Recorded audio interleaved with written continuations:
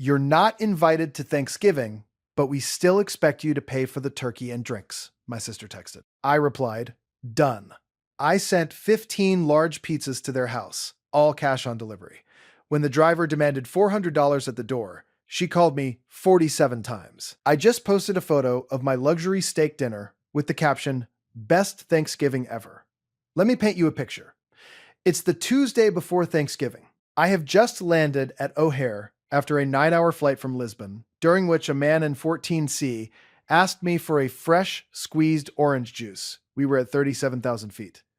A toddler projectile vomited on my left shoe, and someone, and I say this with the full weight of 14 years in aviation, someone microwaved fish in the galley. The fish had been smuggled on board in someone's carry-on. I don't know how. I don't want to know how. I have transcended the need to understand certain things. I am tired. I am a little bit fragrant. I am carrying my rolling suitcase through Terminal 3 when my phone buzzes. It's my sister, Donna. Now, before I read you the text, let me give you a brief character sketch of Donna, because context is everything. Donna is 34, lives 20 minutes from our parents, has not held a full-time job since 2019. The energy just isn't right for corporate right now, Bert. And has somehow convinced our entire family that she is the nucleus around which all holidays, traditions, and important decisions must orbit. She organizes Thanksgiving every year. She does this by texting everyone else instructions and then claiming credit for the result. Here is what Donna sent me. Hey, Bert. So this year, Thanksgiving is at my place. We decided to keep it small and intimate, so we're not inviting everyone. You're actually not on the list this year. It's just immediate family and close friends. Mom and Dad will be there, obviously, and Kevin. And Kevin's parents, and the Hendersons from next door, and Pastor Mike, and Greta from her book club, and also Greta's daughter who's visiting. But anyway, we'd still love your contribution. Could you Venmo me $200 for the turkey and drinks? I was thinking you could do it tonight, since I need to confirm with the butcher tomorrow morning. Also, do you know if you can get those little airline bottles of wine? Those would be so cute for the table. Love you.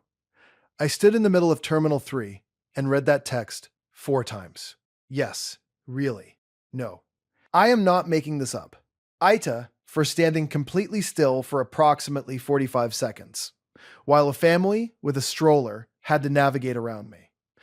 Let me break this down for anyone who missed it. I was not invited to Thanksgiving.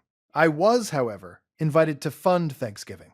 The guest list for this small and intimate gathering included her husband, her in-laws, the neighbors, the pastor, a woman named Greta from a book club, and Greta's visiting daughter, a person whose last name I do not know and whose face I have never seen, but not me, her brother, the one who has, as we will shortly discuss, been the family's de facto ATM for the better part of a decade. Also, she wanted cute little airline bottles of wine for the table, as decor. AITA for what happened next. Reader, I don't think so. But let me give you the full picture first. Here's the thing about being a flight attendant. Everyone thinks it's glamorous. And look, it has its moments. I've seen sunrises over the Atlantic. I've been upgraded to a hotel suite in Dubai because they overbooked our crew accommodation. I once saw a minor celebrity trying to smuggle a ferret in their jacket, and that story alone has gotten me through 12 Christmases. But it also means irregular hours, no holidays, and, crucially, a somewhat unpredictable schedule. This fact, over the years, became the foundation of my family's entire economic ecosystem. Bert can't come, but Bert can contribute. This was the family philosophy. It was so consistent, I'm surprised nobody embroidered it on a throw pillow. Let me give you a brief financial history of my adult life, which I have reconstructed from my bank statements because I needed something to look at while I made my plan. I call this section Things Bert Has Paid For, in approximate order of increasing insanity. My brother Marcus's car insurance for 2 years, $1,840. Marcus was between things. Marcus has been between things since 2015. I'm not sure what the things are or if they exist. My parents' new washing machine when theirs broke. $680. Fine. Parents. I accept this. Donna's bachelorette party in Nashville. $340, which I sent from a layover in Frankfurt. I was not invited to the bachelorette party. I was told it was girls only. Then I saw photos. One of the girls was named Derek. Kevin and Donna's emergency when their basement flooded. $1,200. To be fair, the basement did flood. To be less fair, Kevin had bought a jet ski 3 weeks earlier. My cousin Trisha's fashion business startup costs $500. Trisha has since pivoted to selling crystals. The crystals are fine. I have one. It's on my windowsill. Food, drinks, and incidentals. For the last 4 family Thanksgivings, I did not attend because I was working. An average of $150 to $200 per year. Let's call it $700 across 4 years. One bottle of olive oil. $23. I brought it to my parents' house. It was borrowed and never returned. I know this is small. I have thought about that olive oil more than I have thought about some of my ex-boyfriends. Total, somewhere north of $5,000 over 8 years. Total amount of acknowledgement I received. A Venmo transaction description that said, TX bro, and once, memorably, the best, which Donna sent immediately followed by a second text asking if I could also cover cake. The breaking point, when I am being truly honest with myself, was not the Thanksgiving text. The breaking point was gradual. It was 8 years of being the useful ghost, present enough to fund things, absent enough not to actually matter. It was landing in a new city every few days, living out of a suitcase, missing holidays because of shift schedules, and being told this was fine, actually, because I could just Venmo in. It was being replaced on the Thanksgiving guest list by Greta's daughter, a stranger, and still being expected to pay for the turkey. That was the breaking point. I typed back one word, done. Here's what Donna expected done to mean. That I had Venmo'd $200 and was already searching my galley supplies for cute little airline wine bottles. Here's what done actually meant. I had opened Google on my phone and searched pizza delivery near Donna's house. I know her address. I've never been to her house for a holiday. I know her address because I once mailed her a birthday card like a normal person. The plan came to me fully formed, the way the best plans do. Not slowly and carefully, but all at once, like a gift from the universe, or possibly from 14 years of accumulated resentment, finally finding a productive outlet. 15 large pizzas, cash on delivery. Let me tell you why 15. Because I thought, how many people are at this small and intimate gathering? She listed herself, Kevin, Kevin's parents, 2. The Henderson neighbors, probably 2. Pastor Mike, 1. Greta, 1. And Greta's visiting daughter, 1. That's 9 people, generously. 9 people at a Thanksgiving dinner, at a house that does not have a Bert in it. 15 pizzas. Because I wanted there to be an undeniable surplus. I wanted there to be so many pizza boxes that they couldn't be ignored or quietly absorbed. I wanted there to be pizzas that required logistical decisions. I wanted Kevin's parents to be standing in the doorway going, "But we have turkey," while a delivery driver held a tower of cardboard boxes taller than their combined moral authority. Also, and I want to be precise here because precision matters, I selected the most expensive option at every pizza place I could find. We're talking specialty pies, truffle oil situations, one pizza with prosciutto and arugula, and a description that used the word artisanal twice. One pizza that cost $38 by itself. Total bill, across 3 different delivery services, staggered to arrive in waves, approximately $400. Cash on delivery. This part is important. Cash on delivery, not card. Cash, at the door, on delivery. I want you to sit with that. I placed the orders for my hotel room, where I was staying, because I had a turnaround flight the next morning. Then I made a reservation at the steakhouse across the street. I showered. I put on the one nice shirt I keep in my travel bag for exactly these occasions, which are rare, but feel important to dress for. And then I waited. Thanksgiving is a Thursday. I know this. You know this. The pizza drivers also knew this, which meant they were going to want to finish their deliveries and get home, which meant they were going to be very insistent about the cash on delivery part. I was sitting in the steakhouse, having just ordered a ribeye and a glass of something good, when my phone started going. First call, Donna. I let it ring. Second call, Donna. I cut it and put my phone face down. Then, and I want you to appreciate the escalation curve here, the calls started coming faster. I know this because I was watching the screen light up through the glass tabletop. It looked like a very aggressive disco. By the time my steak arrived, I had missed 12 calls from Donna, 6 calls from my mother, 1 call from a number I didn't recognize, Kevin's mom, the pastor, Greta's daughter, who at this point was more embedded in my family than I was.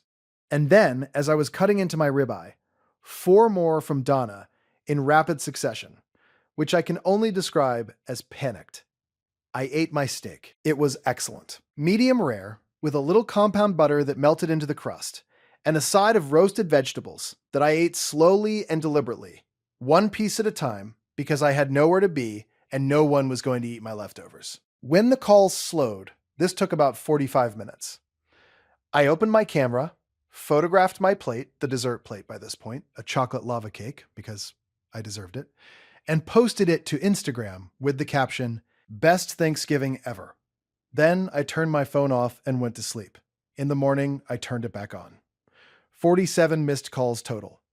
I counted 284 unread texts. 1 voicemail from Donna that I will paraphrase because some things cannot be repeated verbatim in polite company. It contained the phrase, "You absolute maniac," the phrase, "The delivery guy wouldn't leave," the phrase, "Kevin had to go to an ATM in his pants." I believe she meant pajama pants, but I treasure the ambiguity. And ended with, "I just want you to know this is not okay, and also we have so much pizza." The family group chat, we are called, without irony, the fam, had 89 messages waiting for me when I opened it. I will present the highlights. Donna. Bert sent 15 pizzas to our house, cash on delivery, as some kind of joke, and we had to pay $400 in cash, which Kevin had to get from the ATM in his pajamas. This is insane behavior. Mom. Berter. Is this true? Call me. Marcus. I'm laughing so hard. Donna. Marcus. This is not funny. Marcus. No, right, right. So how's the pizza? Kevin. I just want to say, as someone who had to interact with 5 delivery drivers over the course of an hour while trying to host a holiday, this was deeply disrespectful. Mom. Bert, honey, I'm sure you were upset, but this was too much. Donna. He said done when I asked him to contribute. That was confirmation. And then he did this. Technically, she is not wrong. I did say done. She asked if I'd contribute. I said done. I was very done. I contributed 15 pizzas. This is contribution. I maintain this position legally, morally, and gastronomically. Uncle Russ, you bought me school for getting disgustale and mostly sends memes about golf. Hey Bert, not sure what's going on, but sounds wild. Call your sister. Marcus. Okay, but did anyone eat the pizza? Donna. We didn't have a choice. Marcus, the turkey was dry. I want you to sit with that last message. The turkey was dry. The turkey, which I was asked to fund at $200 but not invited to eat, was apparently not good. And then 15 pizzas showed up at the door, and they ate the pizzas. I allowed myself one small smile. Then I typed my one contribution to the group chat. Happy Thanksgiving, everyone. Glad the pizza arrived warm. Bert. Then I left the group chat. Here's what happened in the weeks after. Donna texted me 3 separate times to say that I owed her an apology. I did not send an apology. I sent, instead, a politely worded note acknowledging that I understood she was upset, outlining that I had been told I was not invited, told to contribute financially anyway, and had chosen to contribute in the way I felt was appropriate. I wished her well. I signed it with my full name, like a letter. She read it and did not respond for 11 days. My mother called me to tell me I had been hurtful. I listened. I said, I know. I was also hurt. There was a long silence. My mother, to her credit, said, I suppose that's fair. We talked for an hour. It was the most honest conversation I've had with my mother in probably 5 years. She admitted she knew Donna had been a bit demanding. I admitted I had let things go on too long without saying anything. We agreed to have lunch. We had lunch. It was fine. She only asked me to cover one thing, her parking, and paid me back immediately, which is new. Marcus, my brother who has been between things since 2015, texted me privately. His message said, and I quote, "Bro, why didn't you tell me sooner you were allowed to just not do this? I've been showing up and hating it this whole time. Can we go to a steakhouse next year instead?" I said yes. Marcus is currently employed. It happened quietly sometime around January. He got a job at a logistics company. He hasn't asked me for money since the pizza incident. I don't know if these things are related. I choose to believe they are. Kevin, Donna's husband, texted me in February. Not to argue, just to say, for what it's worth, the prosciutto pizza was incredible. I'm just saying. I found this deeply funny and replied, I know. I read all the reviews. Kevin and I are not close, but there is now a small and unlikely warmth between us. I think Kevin might also be a little exhausted. I think Kevin might have thought the pajama pants ATM run was, in some private corner of his heart, very funny too. As for Donna, she attempted a reconciliation in March. It came in the form of a recipe, my favorite lemon bars, which she texted me unprompted with the note, "Just thinking of you." 3 days later, she texted to ask if I got it. 4 days after that, she asked if I'd tried it. A week later, she sent a follow-up that said, "Hey, so things are a little tight right now, and I was wondering if you'd heard about any travel deals." I told her I'd look into it. I have not looked into it. This past November, I had the actual best Thanksgiving of my adult life. Here's what happened. I was on a layover in Denver. My colleague and genuinely good human, Priya, who has been my favorite coworker for 3 years and who once helped me duct tape a seat back pocket at 30,000 feet without waking the couple asleep beneath it, was also on the same layover. We discovered there was a restaurant near the hotel that was doing a full Thanksgiving menu. Turkey, stuffing, the works, served properly at a table with cloth napkins. We went. We split a bottle of wine. We ate turkey and stuffing and pie. We talked about our actual lives, our actual jobs, our actual hopes, our actual low-grade fatigue with humanity tempered by genuine love for it. Priya told me about her family in Bangalore. I told her about the pizza incident. She laughed so hard she had to put down her fork. Nobody asked me to Venmo anything. Nobody ate my leftovers. I paid for my own meal. Just my own meal, with my own money. The feeling of this, the simplicity of it, is almost impossible to describe to someone who hasn't spent years accidentally subsidizing other people's lives. It felt like taking off shoes that were slightly too tight. You don't realize how uncomfortable they were until they're off. I posted one photo to Instagram. The two of us at the table, glasses raised, ridiculous smiles on our faces. Caption: Crew Thanksgiving. No drama. 10/10 would recommend. Donna saw it. I know she saw it because she liked it. 17 hours later, with what I can only describe as aggressive restraint. I am a flight attendant. I spend my life in transit, between places, belonging fully to none of them. For a long time, I thought this was why I kept writing checks to people who were planted in one spot. Some kind of penance for moving. Some unconscious purchase of belonging in a family that honestly never quite made room for me anyway. Here is what I know now. Belonging isn't purchased. It's not Venmo'd. It's not 15 cash-on-delivery pizzas, though. And I want to be clear, those pizzas were absolutely worth every cent. Belonging is Priya putting down her fork to laugh. It's Marcus texting, "Can we do the steakhouse thing? Like it's a standing appointment now." It is. It's my mom paying me back for parking, immediately, without being asked, which sounds like nothing but meant everything. The family group chat has been quiet. I'm still not in it. I haven't been invited back, and I haven't asked. The chat is called The Fam, and it's fine without me in it. I'm fine without being in it. I have a refrigerator in my home base apartment, and in it there is currently half a lemon tart I made on Sunday, the good cheese, leftover pasta from Thursday, a bottle of olive oil I bought to replace the one that was borrowed in 2019. Nobody has touched any of it. It's the most beautiful thing I've ever seen. So, Aita, for sending 15 cash-on-delivery pizzas to a Thanksgiving I wasn't invited to, but was expected to fund. For posting a steak dinner photo during 47 unanswered phone calls. For leaving the family group chat and feeling, for the first time in a decade, genuinely light? I don't think so. But I'll let the comments decide. Bert, former family wallet, current owner of an entire lemon tart.